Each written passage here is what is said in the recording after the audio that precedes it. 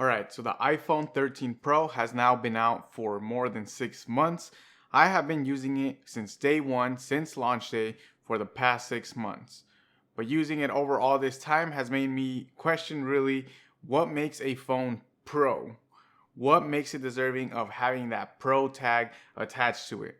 Is it the display? Is it the design? Is it the cameras? Now, Apple has been using the Pro features, or I guess the Pro naming scheme, for a long time now with their MacBook Pros, the Mac Pro, all the computers. But for the iPhone, they only started using it since the iPhone 11. So what features did they add to the iPhones to make them Pro phones? Now, after using the iPhone 13 Pro for the past 6 months, I think that these phones are really deserving of the Pro naming scheme. Let's talk tech experience.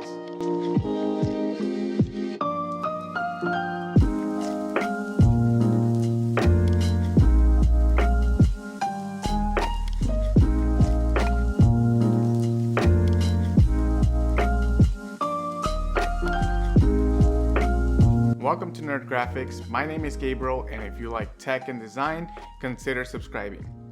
Now, to start off with the iPhone 13 Pro, we're going to start taking a look at the design of it and how the design of it really makes it a Pro phone. Now, just looking at the design of this phone, some people were upset to see that the 13 Pro, just like the 12, went back to a design back from the iPhone 5S or the SE. But honestly, this squared off design really is useful because it allows you to grip the phone better when you're carrying it around. Now, if you compare it to other devices out there, just like my Pixel 6 with the round edges on the side, it is a little bit more slippery, and this squared off design has helped me kind of get a good grip of it, as well as when you lean it on your palm when you're using it one-handed mode, it allows it to not really slide off of your hand. The display of this phone is also really bright and vibrant. I really like the colors. I really like that max brightness allows you to see it easily out in the sun. Unfortunately, the notch is still there, and I say unfortunately for those of you that really care about it. I personally don't take any offense to it. I don't think it looks bad, and I honestly don't think it even gets in the way just because I'm not looking up there. And when you're watching content in the horizontal position, or I guess in landscape mode, it doesn't really get in the way. The camera bump on this phone is also a huge staple of the iPhone 13 lineup. If you saw from all the marketing materials, seeing that side view of the camera bump really made it look massive.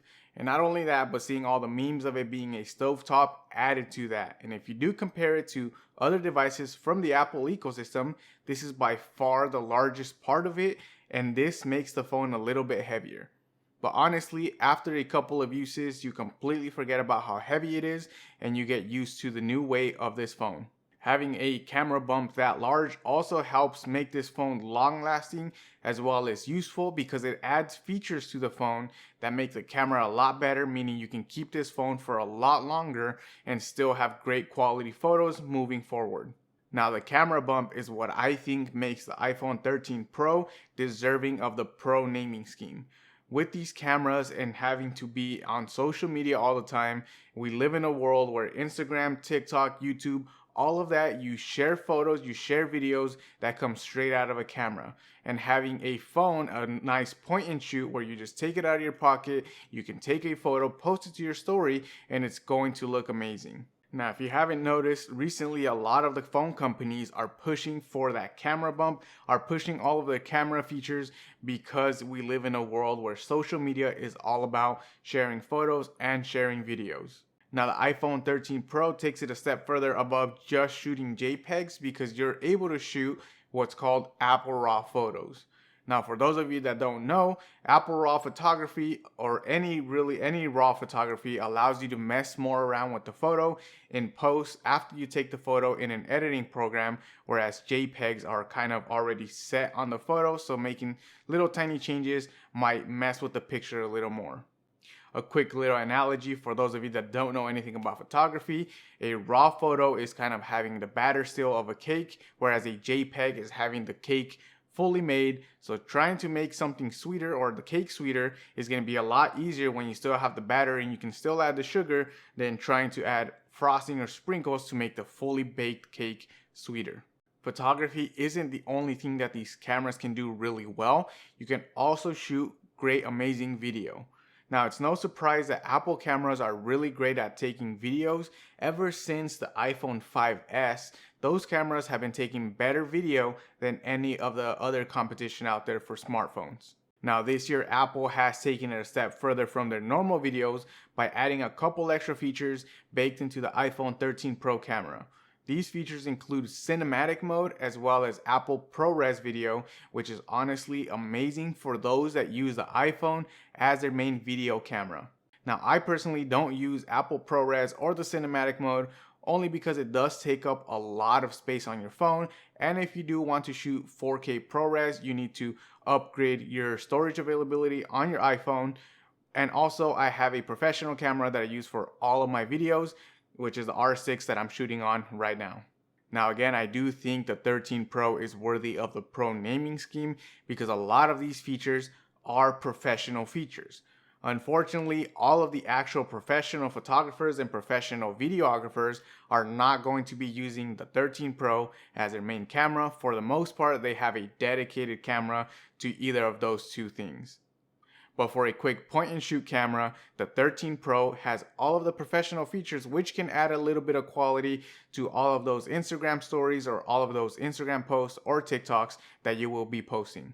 Now, to see more samples of the iPhone 13 Pro as well as the R6, check out my Instagram at NERDGRAFX, where I post a lot of photos, videos, and stories along with other design ideas that I have.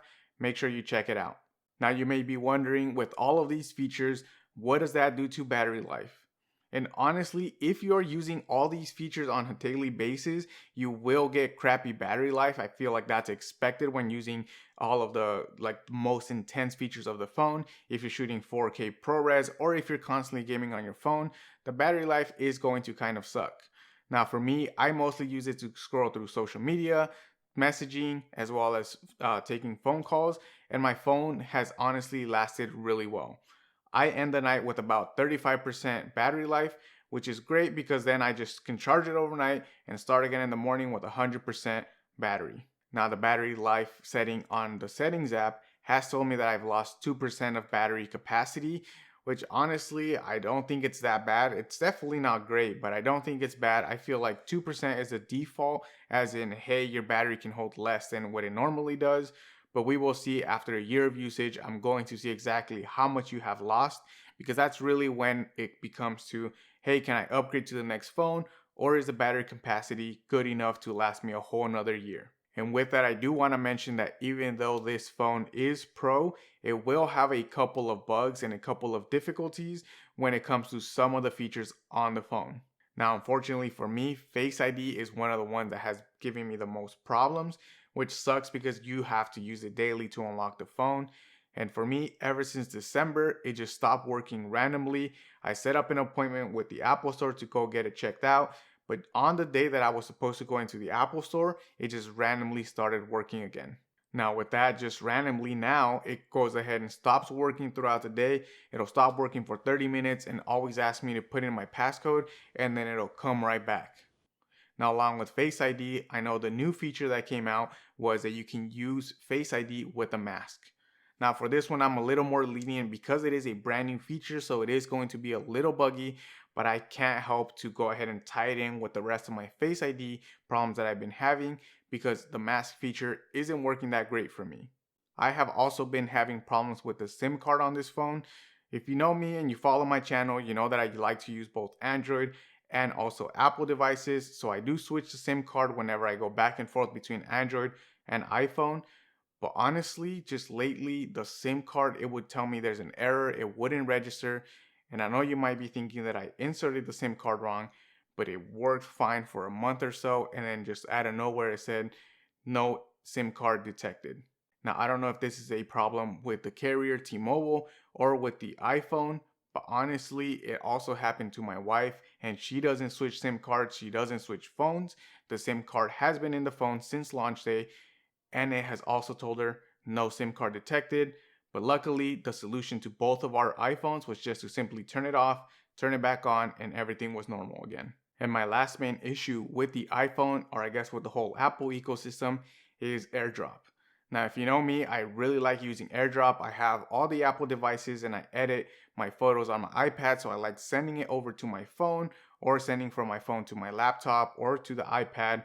I use AirDrop a lot, so having issues with this is really frustrating because you're trying to send files over from one device to the next and it just won't load. Now, even after all these features, I still recommend that you get the iPhone 13 Pro. I know it is mid-cycle, so you might be wondering whether you should be waiting until the 14 comes out or whether you should go with the 13 Pro. But honestly, like I said at the beginning of the video, a lot of the features on this phone are going to be long lasting. So even if you get it now, you will be able to use it for the next couple years, and I can almost guarantee you're not really going to be missing out on any of the features. And honestly, even I myself am thinking that this year is not going to be an upgrading year for me, just because all of the devices I have do everything at exactly how I want them to do, and they serve their purpose perfectly fine. But I would like to know, what do you guys think? Do you guys think the 13 Pro is worthy of the Pro naming scheme? Let me know down in the comments, and while you're down there, don't forget to like this video and subscribe to my channel if you enjoyed the content. Thanks a lot for watching, and I will catch you on the next one.